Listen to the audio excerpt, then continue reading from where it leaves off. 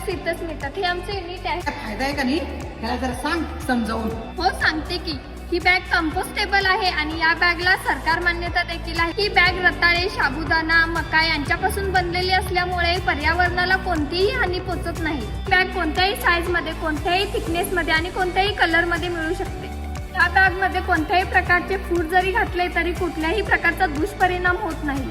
ही bag तुम्हाला कोणत्याही colour मध्ये, कोणत्याही डिझाईन मध्ये प्रिंट करून भेटू शकते.